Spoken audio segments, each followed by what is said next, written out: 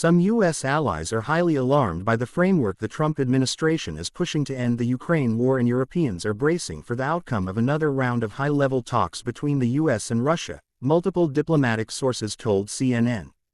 The administration's framework, presented in Paris last week, proposes significant sacrifices from Kyiv, including U.S. recognition of Crimea as Russian territory and Ukraine ceding large swaths of territory to Russia, according to an official familiar.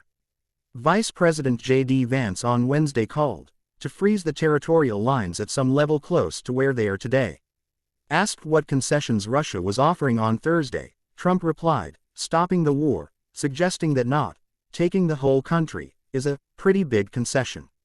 Multiple allied diplomats said they are rattled by what the Trump administration is proposing, because they believe such a framework sends a dangerous message to Russia's Vladimir Putin and other world leaders, including China's Xi Jinping, that illegal conquest could be rewarded, multiple diplomats said.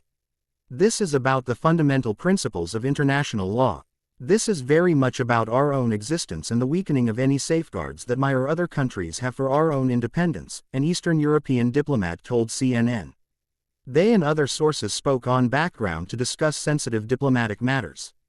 If one country in Europe is currently under pressure or being forced to give up parts of its own legal territory that has been recognized as part of Ukraine, if one country in Europe is forced to do that, no country in Europe or elsewhere can feel safe, NATO or no NATO, the diplomat said.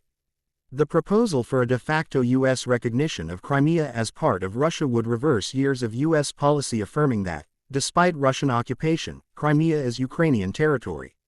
European officials say they would not follow suit, leaving the U.S. isolated.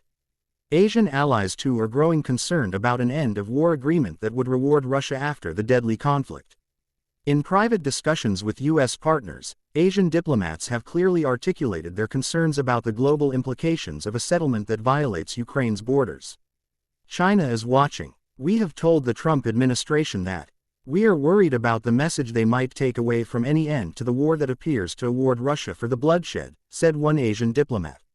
All eyes are now on the expected meeting between Special Envoy Steve Witkoff and Putin on Friday, which comes after sources say progress was made in talks with European, Ukrainian and U.S. officials in London Wednesday. However, many Europeans fear that the progress might not be fast enough to satisfy Trump's ambitions for a quick end to the war.